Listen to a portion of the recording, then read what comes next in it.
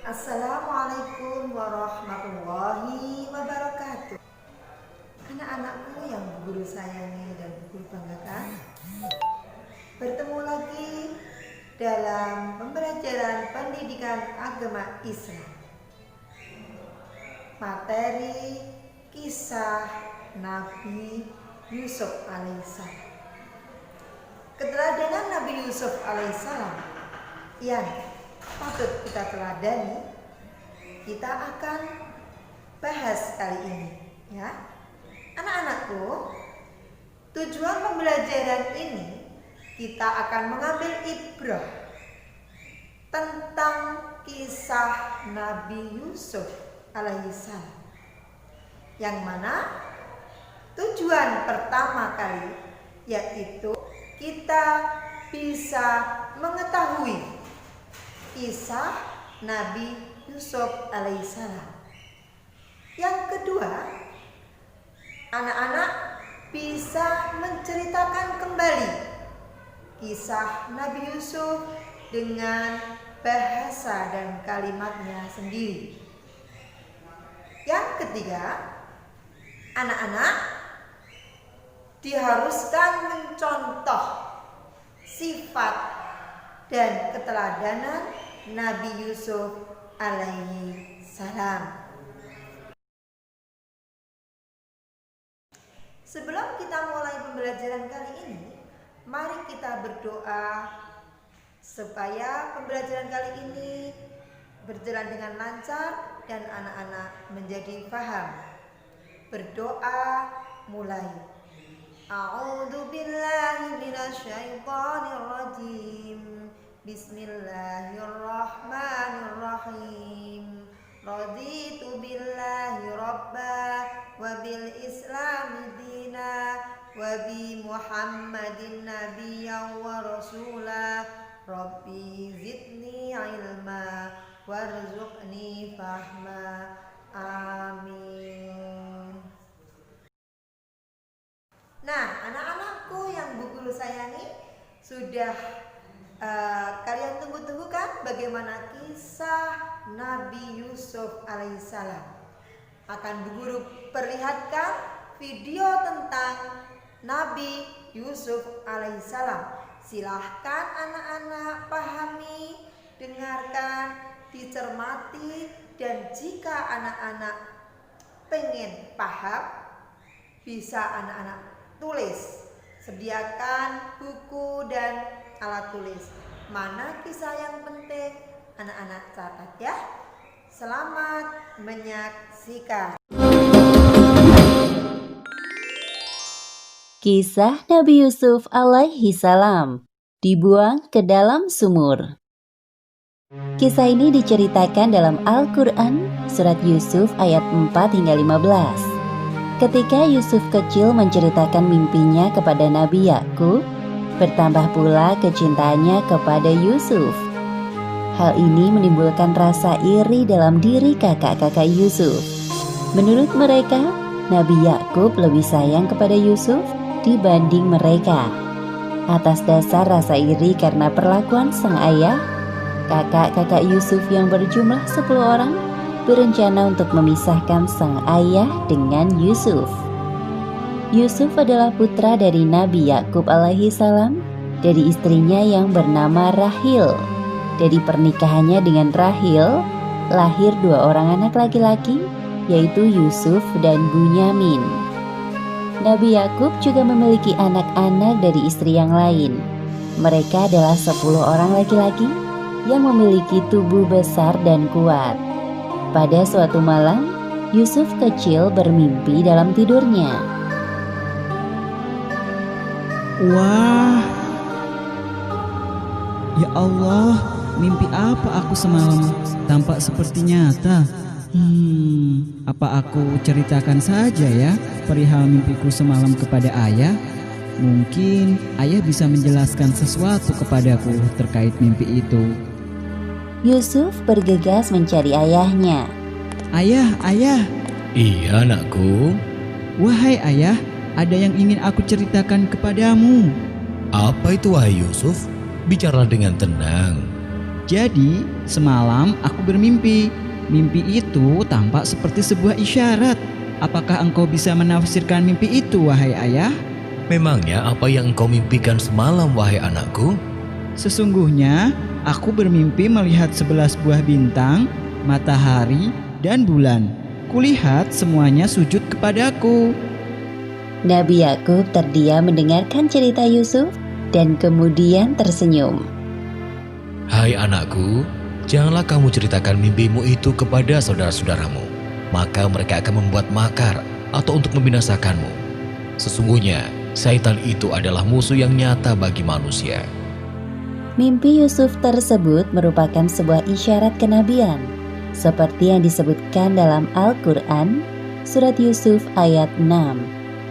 Dan demikianlah Tuhanmu memilih kamu untuk menjadi nabi, dan diajarkannya kepadamu sebahagian dari takbir mimpi-mimpi, dan disempurnakannya nikmatnya kepadamu dan kepada keluarga Yakub, sebagaimana dia telah menyempurnakan nikmatnya kepada dua orang bapakmu sebelum ini, yaitu Ibrahim dan Ishak. Baiklah ayah, aku akan merahasiakan tentang ini. Tapi apa maksud dari mimpiku itu? Satu hal yang harus engkau ketahui, anakku, bahwa Allah telah menyiapkan kehidupan yang mulia untukmu kelak. Nabi Yakub mencium kening Yusuf dengan penuh rasa cinta. Setelah peristiwa itu, kecintaannya kepada Yusuf semakin bertambah. Ia sadar bahwa Yusuf kelak akan meneruskan perjuangan dakwahnya. Kepribadian Yusuf yang menyenangkan menambah kehangatan dalam keluarga Yakub. Namun hal tersebut tidak berlaku bagi kakak-kakak Yusuf. Yusuf, itu lucu sekali. Lucu kan ayah? Iya bener kak, cerita itu lucu sekali. Kepribadian Yusuf yang sopan, patuh dan menyenangkan menimbulkan rasa iri di hati kakak-kakaknya. Mereka beranggapan bahwa ayahnya pilih kasih terhadap Yusuf. Apa sih yang mereka tertawakan? Kelihatannya seru sekali. Ah, engkau seperti tidak tahu saja. Yusuf itu pintar sekali mengambil hati ayah kita. Iya benar, apalagi ayah selalu tampak bahagia saat bersama dengan Yusuf.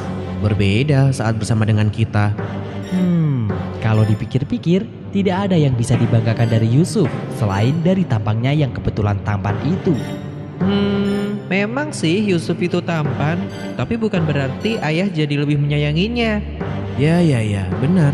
Itu tidak adil namanya.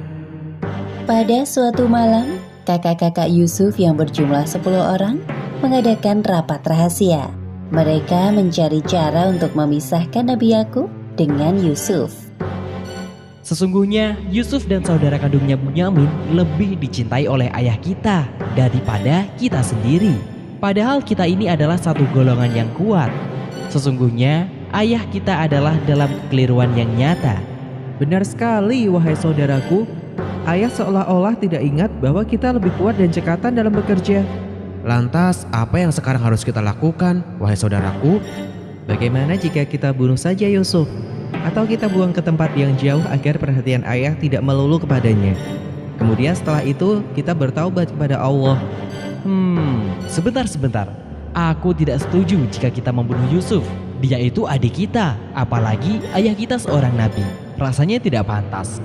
Bagaimana jika kita masukkan dia ke dalam sumur agar nanti Yusuf dipungut oleh para musafir dan dijual oleh mereka? Bagaimana saudara-saudara? Wah, itu ide yang bagus. Ya, kami setuju usulan itu. Iya benar, setuju. Iya, setuju. Malam hari itu juga, perwakilan dari kakak-kakak Yusuf menghadap kepada Nabi Yakub. Wahai ayah, kami ada satu permintaan. Bolehkah kami mengajak Yusuf pergi untuk bermain besok? Untuk apa mengajak Yusuf? Dia masih kecil. Wahai ayah kami, apa sebabnya kamu tidak mempercayai kami terhadap Yusuf? Padahal sesungguhnya kami adalah orang-orang yang mengingini kebaikan darinya. Sebenarnya timbul kecurigaan di dalam benak Nabi Yakub. Beliau merasa ada yang aneh dengan ajakan yang tiba-tiba ini. Sebenarnya ayah berat untuk melepaskan Yusuf bersama kalian. Biarkanlah ia pergi bersama kami besok pagi, agar dia dapat bersenang-senang dan dapat bermain-main, dan sesungguhnya kami pasti menjaganya. Nabi Yakub masih saja terdiam. Beliau punya firasat buruk tentang kakak-kakak Yusuf yang bisa saja mencelakai adiknya. Sesungguhnya kepergian kamu bersama Yusuf amat menyedihkanku. Dan aku khawatir kalau dia dimakan serigala, sedang kamu lengah daripadanya. Jika ia benar-benar dimakan serigala, sedang kami golongan yang kuat, sesungguhnya kami kalau demikian adalah orang-orang yang merugi. Benar yang dikatakannya, wahai ayah, engkau tidak perlu khawatir. Kami ini bersepuluh akan menjaga Yusuf dengan baik. Baiklah, kalau begitu, aku izinkan Yusuf ikut bersama kalian. Jaga diri kalian baik-baik.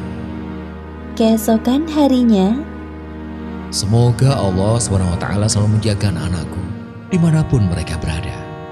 perjalanan pun dimulai. Kak, kita ini mau kemana? Kenapa tidak sampai-sampai dari tadi? Sudahlah Yusuf, bersabarlah. Sebentar lagi kita juga sampai. Nanti puaslah engkau bermain di sana. Baiklah. Yusuf sangat berhati mulia. Tidak ada prasangka buruk dalam hatinya. Bahwasanya saudara-saudaranya telah menyiapkan rencana jahat. Perjalanan tiba-tiba berhenti. Wahai Yusuf, tahukah engkau maksud kami sebenarnya membawamu ke tempat ini? Ada apa ini? Telah lama kami menantikan hari bahagia ini. Apa maksudnya, Kak? Aku tidak tahu apa-apa. Setelah ini engkau akan tahu. Cepat, lepas bajunya. Jangan, Kak. Apa salahku? Semenjak engkau lahir, ayah mengabaikan kehadiran kami dan semua itu adalah kesalahanmu, wahai Yusuf. Cepat, ikat tangannya. Itu sama sekali tidak benar, Kak. Ayah sangat menyayangi. Belum selesai Yusuf membela dirinya, kakak-kakaknya memasukkannya ke dalam sumur. Kak, tolong. Rasakan kau, selamat tinggal adikku tersayang. Sekarang kita tinggal bawa baju Yusuf ini dengan lumuran darah kambing agar ayah percaya bahwa Yusuf telah meninggal dimakan serigala. Baik, ayo kita segera pergi dari tempat ini sebelum ada orang lain yang melihat. Ayo. Sepeninggal kakak-kakaknya, Yusuf meringkuk di dalam sumur sambil terus berdoa kepada Allah. Seperti yang disebutkan dalam Al-Quran, surat Yusuf ayat 15. Dan di waktu dia sudah di dalam sumur, kami wahyukan kepada Yusuf, sesungguhnya kamu akan menceritakan kepada mereka perbuatan mereka ini, sedang mereka tiada ingat lagi. Demikianlah akhir kisah Nabi Yusuf alaihi salam dibuang ke dalam sumur. Hikmah yang dapat kita ambil dari kisah ini, pertama, hendaknya kita saling menyayangi satu sama lain, terlebih lagi dalam hubungan kekerabatan sesama muslim. Kedua, selalu berprasangka baik terhadap orang lain. Dan ketiga, jangan mudah membenci seseorang karena kelebihan pada dirinya, apalagi sampai menyakiti. Sesungguhnya syaitan sangat pandai membisikkan hal-hal buruk yang akan merugikan diri sendiri. Wallahu a'lam bishawab.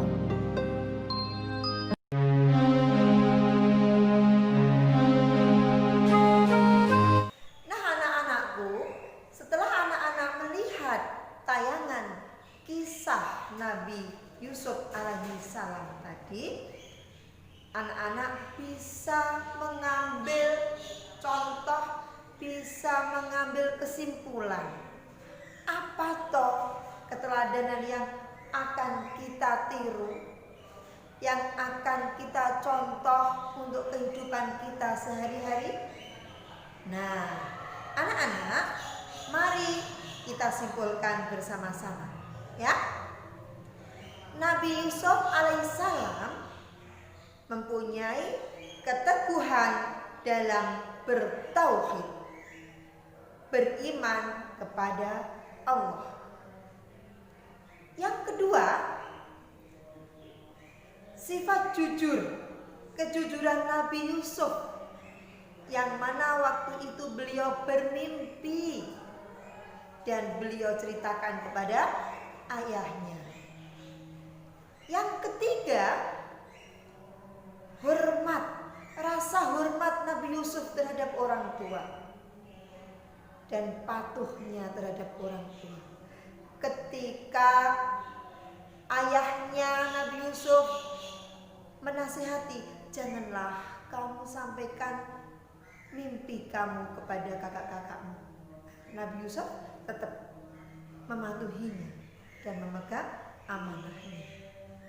Kemudian Nabi itu dengan seperti itu berarti beliau sangat mengemban amanah, menjaga amanah. Apa yang diamanahkan oleh ayahnya, beliau pegang teguh. Dia tidak menyampaikannya, ya, karena sudah mendapat nasihat dari orang tuanya. Kemudian Nabi Yusuf itu sangat sabar dan pemaaf. Ketika Nabi Yusuf dimasukkan ke dalam sumur, beliau tidak marah. Beliau tidak membenci kakak-kakaknya. Beliau tidak membenci saudara-saudaranya. Namun beliau di dalam sumur yang kecil dan gelap itu, beliau berdoa. Apa isi doanya? Ya Allah, hamba mohon pertolonganmu.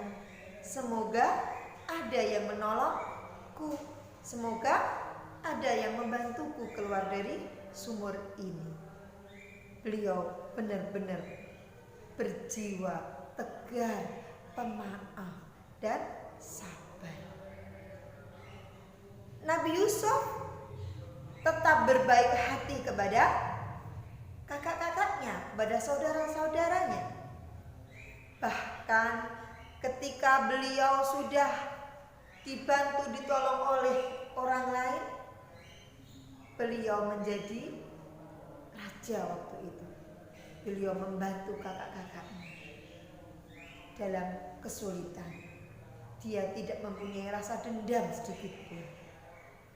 Nah anak-anak, ayo kita ikuti, kita contoh, kita teladani sifat-sifat mulia Nabi Yusuf dalam kehidupan kita sehari-hari. Insya Allah anak-anak akan menjadi anak yang baik, anak yang solih, karena kita bisa meniru sifat-sifat Nabi, yang mana pelajaran hari ini adalah sifat dan keteladanan Nabi Yusuf alaihissalam. Pelajaran kali ini Bu Ida cukupkan sekian. Apabila ada sesuatu yang masih belum jelas di antara kalian, silahkan komen di bawah ini dan boleh japri atau wapri Bu Ida ya. Sebelum kita akhiri, marilah kita membaca hamdalah bersama-sama. Alhamdulillahirabbil alamin. Mari kita membaca doa kafaratul majlis.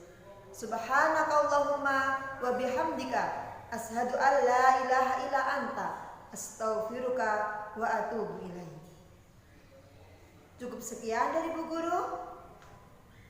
Kita bisa bertemu di lain kesempatan dengan materi yang lain. Assalamualaikum